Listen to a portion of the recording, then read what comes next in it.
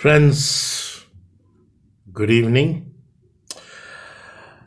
The name of Robert Louis Stevenson is well known to the literary circles. He is best known for his novel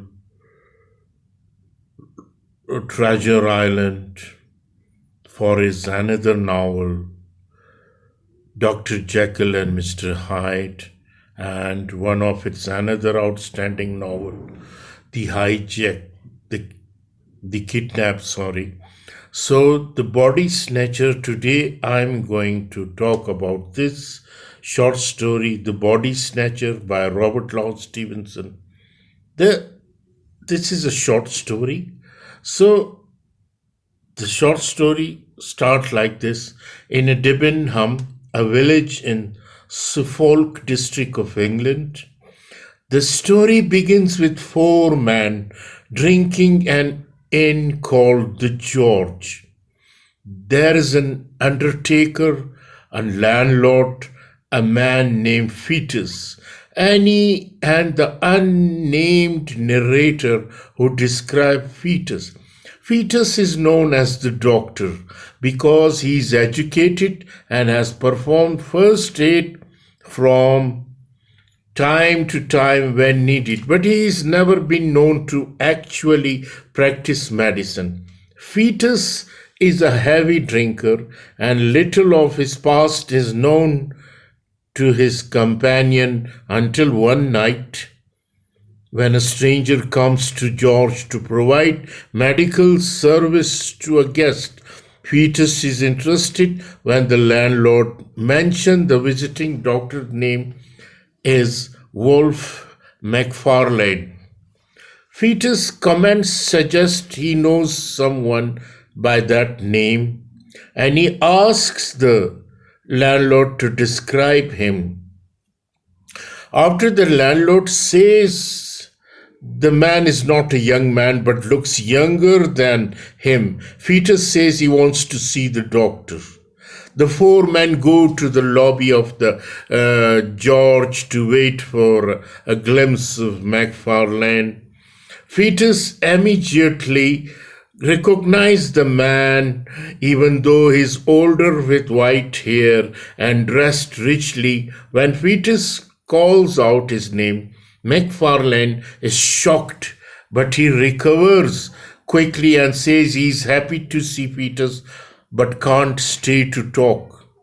He says he'll give Fetus his address and help him financially since he appears down on his luck. Fetus says he'll never take anything from McFarlane and doesn't ever wants to see him again, even though McFarlane expression turns ugly. He maintains his jolly demeanor when he realizes there are witnesses around. He moves to leave out, but Fetus grabs his arm and asks him if he's seen it again.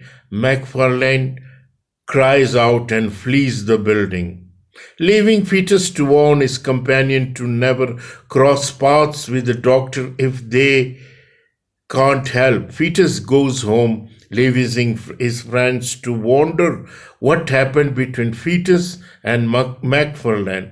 The narrator reveals that he eventually gets the tale from the Fetus, and the remainder of the story is his account of events from Fetus' time in medical school. Fetus is a promising student. He has an excellent memory, distinguished himself with his professors, even though he is a heavy drinker and parties outside of school. He believes if he can get the favor of a popular professor named Mr. K and get him to become his mentor, he would get ahead in his academic and professional goals. He starts working for Mr. K, maintaining the medical theater where dissections are demonstrated. Eventually, he is given lodging by Mr. K in the same building with the dissecting rooms and is responsible for accepting deliveries of bodies during the night. Fetus suspect the man who delivered the bodies are unsavory people, but he does his job without question, paying the man and intaking the bodies. Fetus is selfish and apathetic to the plight of others around him, and he is immune to his own conscience. He doesn't concern himself with the origin of the bodies delivered in the night. Instead, he enjoys satisfying his own desire through drink and woman, but always makes sure to maintain a clear boundary so he doesn't risk getting in trouble or losing the good opinion of his classmates and professors. Meanwhile, there is a shortage of bodies available. Mr. K has a policy of never asking questions about how the bodies are provided, and he encouraged Fetus and the other assistant not to ask questions. Either any suspicious Fetus has that crimes are being committed, including murder, are ignored. However, Fetus is eventually faced with the fact that he has been involved in criminal behavior. When man brings the body of a woman, Fetus recognizes. When Fetus recognizes Jane Galbraith, a woman he saw alive and well just the day before, he states to the two men delivering her that he suspects foul play. The man looked at him teateringly, telling him he is mistaken and demand payment because he's scarred by the man's implied threat. Fetus pays them and is relieved when they leave. However, he examined the body and finds marks that lead him to conclude that Jane was murdered. He waits to talk to the head assistant, Wolf McFarlane's popularity and how the two of them went grave robbing on occasion when dissection cadavers weren't readily available. As soon as McFarlane arrives, Fetus tells him he's suspicious and shows him the marks on Jane's body. McFarlane acknowledges that Fetus' suspicions are well-founded, but tells him to do nothing except maintain its silence. Fetus is horrified, but McFarlane convinces him to keep his mouth shut. He even implies that Mr. K chose them for their work because he knew they wouldn't take issue with it in length and means necessary to obtain bodies.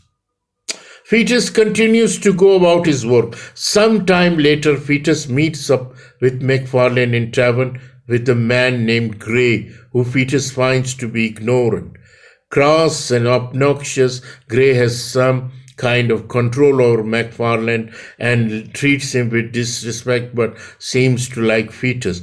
Gray acknowledges that he is a bad man, but he says McFarlane is worse, referring to him as Toady, which angers McFarlane. Gray jokes that McFarlane would like to cut him with a knife, and Fetus jokes in return that medical students dissect people they don't like.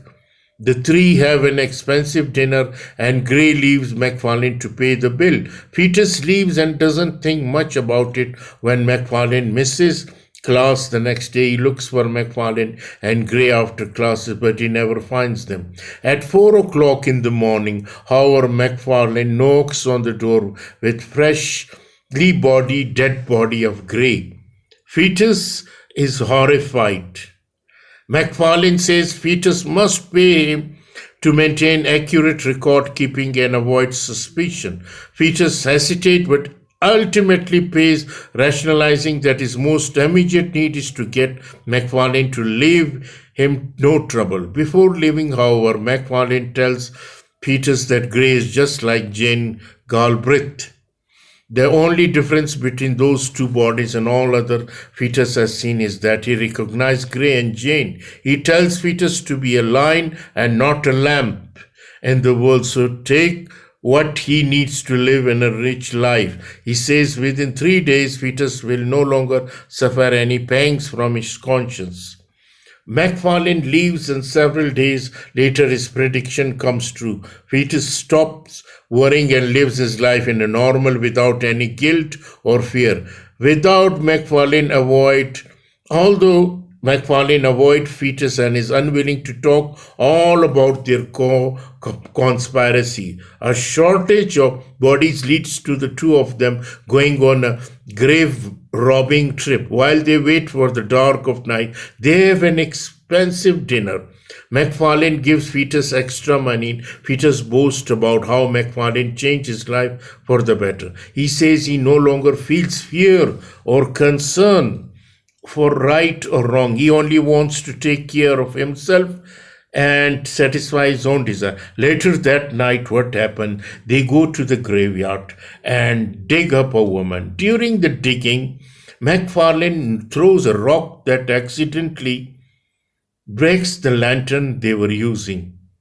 They finish in the dark, break upon the coffin, remove the wrapped body, and climb into the carriage with the body between.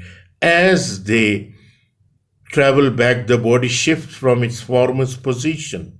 Fetus observes that it seems larger, and he tells McFarlane to stop the horse and light the remaining lamp. McFarlane observed that the body isn't that of a woman, so they unwrap the face and find that it's grey under the shroud. Both men scream. McFarlane drops the lamp and scars the horse into running away with the body in it, leaving Fetus and McFarlane behind in the road. So this is the nutshell of this short story, The Body Snatcher by Robert Louis Stevenson. So this is the story, and there are the main character involved in this short story is Fetus, Wolf, McFarlane. These are the two main characters involved in this short story. I hope you will enjoy this. Thank you very much.